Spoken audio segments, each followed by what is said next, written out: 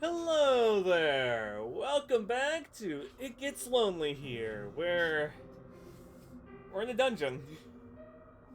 Not the best place to go or be living in. And yeah, I think the restraints would obviously hurt. They're not the most comfortable things in the world. Well, you ought to know, or you ought to have known that would not work. But yeah, we tried to pull our way out. The very definition of insanity is, performing a set of actions over and over again, hoping for a different response.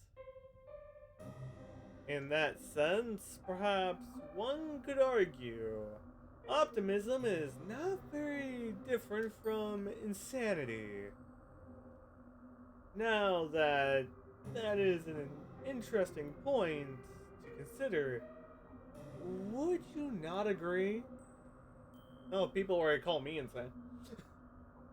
No, in, in, inevitably not. I know what the word is, I just couldn't say it. You are still trying to escape, you foolish girl. As if that will do you any good. The clattering, rattling of your steely restraints is rather startling to get in your on your nerves. You are making enough noise to rise the dead there in your dark, dainty cell, and all your screaming is hardly helping the matters. Well, shit. I wish that you would cease this infernal racket, but I know you will not. What's stopping me? Nothing I say could ever get through to you. Not that you have ever listened to me in the first place. What do you mean? I'm stubborn as all sin. I'll listen when I want to. Kind of thing. Perhaps you would listen to her, though. Is she not your kind of considerate mistress? Look now. She has come all this way in the dark depths of castles, cold in a hospitable dungeon to see you. Is that not kind of her? Oh dear what? The princess trails, entering the dungeon with a series of lightning steps. It would seem like you have finally awoken. How are you? Shit. Besides, on all the infernal racket you've been making, it would seem like you have no short of short of so sort. Now I'm failing to say the word. Shortage of energy. Balefully, you turn your head so as to meet the eyes of the princess. She is standing but a few paces away, beneath a roughly hewn stone arch, which bids one's entry, but rarely ever an exit, to the dungeon. Well, our main character's gonna be screwed. The dungeons are dull and dark, dark, but the princess is wearing her favorite red dress. It is so bright and brilliant that for a few moments it hurts to look at her. Once the red of the princess's outfit made you think of romance? Well, shit. Now it makes you think of violence. You must forgive me for leaving you down here for so long. That was unfair of me. How long was I down here? I I don't think of waiting. I did think of waiting here with you by your side until you awake, but once again, the princess giggles a light, airy giggle, which does not at all suit the situation in which you have found yourself. A dungeon is not a fit place after all. For a princess, it is horribly cold here. And so very damp. And is nowhere nice and soft to lay my head. I could have brought my pillow down from my bed. I suppose, and my blankets. But then they would have gotten dirty. And that would be a disaster. Well, shit. I need to be more careful. I wouldn't have anybody left to clean up after my messes soon. Not when I've dispatched you. Dispatched of you. This means I'm in trouble. Once again, the princess laughs. Her laughter is light and enlightening, like the chiming of silver bells. But it does little to alleviate your concern. Oh yeah, I can see why. If anything, it makes actually no, wrong voice. If anything, it makes you feel even more alarmed. Which it should. Did she say she meant to dispatch of you? Yes. That's right. Could you not tell? I thought you might have figured that out already. After waking up in a dungeon, silly. Shit. Still smiling, the princess takes another step towards you. Would that you would cringe away, no, cringe away from her, but you can't. You are completely powerless. The princess reaches out and places a hand upon your cheek. And from here, might as well see what do we have. You know what? Not that bad. It's not that bad art. I will say that. Her skin is very white, as though her touch is cold. And it is less so than the frigid air in the dungeon. Though your body is aching, Princess's touch is gentle, and you found yourself leaning into a subconsciously. You wish she would keep holding you. You wish she would keep touching you.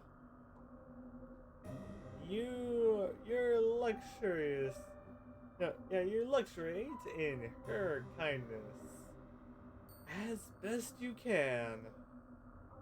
But though the princess's curiosity and tender, your circumstances rather undermine them. You can. How can you relax like this? Well, you can't. That's the problem. Ah. Ah. You're such a good girl. The princess says in con- a conjunting sort of voice, as one might address a cat. You have been so lovely to me while we've been together. I really couldn't ask for a better servant. I feel as though I've been spoiled. Shit. Why then? You ask her. Is she doing this? Impromptly, though it sounds, she must be the one who changed you up. There's nobody else in the castle who could have committed such a fet. Everybody else is dead. Why, yes. How very astute of you. I was the one who orchestrated all of this naturally. Naturally, she says, as though her betrayal is a matter of curse. Naturally. Why, you ask? Is this so natural to her? Why does she mean to do with you? There could be a few things that she could do. Who knows, there could be even more. Oh, only what I've done to all the other of my servants. I have to experiment with all sorts of things. So please, don't worry. I'll take good care of you. And, and by take good care of you, she means, shit. Naturally, I'll kill you. Well, fuck. There it is again. The word which seems grossly inappropriate, given all which has transpired. Naturally. Do I get to escape? There is nothing natural about this. Do you think so? No. I just don't want to be here. The princess examines you. Her expression ponderous. It's natural to me, even if it isn't natural to other people. This just feels right. Embracing her servant, no, immortalizing her servants in the dungeon and letting them die. Yes, exactly. There's a bit more to do than that, though. Dude. Oh, of course there is. I know. This is just gonna be amusing. I like you, dear one. The princess says in a voice which sounds uncommonly serious. You have been a good one, good to me. Like I said, and I and kind for that. I will be extremely appreciative. You have been so good to me, in fact, that simply being with you is not enough anymore. Should your company is no longer content me. I'm a greedy, selfish girl, you see. The princess's smile winds into something sinister, her eyes flashing with the fiendish favor you have never before witnessed. Well, shit.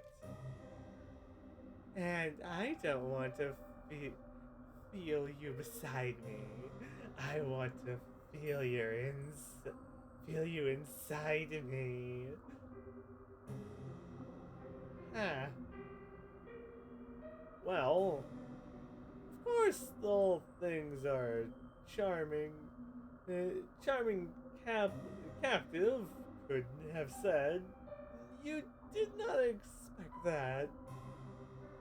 The princess, perhaps noticing your confusion, begins to giggle. A giggle even lighter than Marge, marriage, and just as airy. It is just as inoffensive. I can see that you don't understand, Tier 1.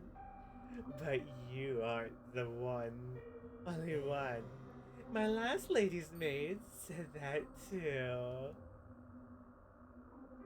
When, when Lee, the princess sighs, a Belgian's woe is me sigh, which makes her look even younger than the scent, it, scent handful of years she's truly possessed. Shit. And and the one before that, and the one before that, and the one before that. I thought that you at least might be able to appreciate my point of view, but perhaps not. I don't think it should be too complicated to grasp, really. I know what she's talking about. That's gonna make it amusing. But maybe my way of looking at the world is a bit unique. That's why my nurse always used to say, at least, when she still had a breath to speak, of course. You look at the princess. Where else is there to look? Where else is there for you to look? Really, your eyes are fixed on her face. She is still smiling, but there's something sinister about her smile. And from here, we'll see how sinister that smile is. So, I hope you guys have a great time and a great day too. Well, I question what the princess is gonna do, so I'll see you guys next time. Well, we know what she's gonna do.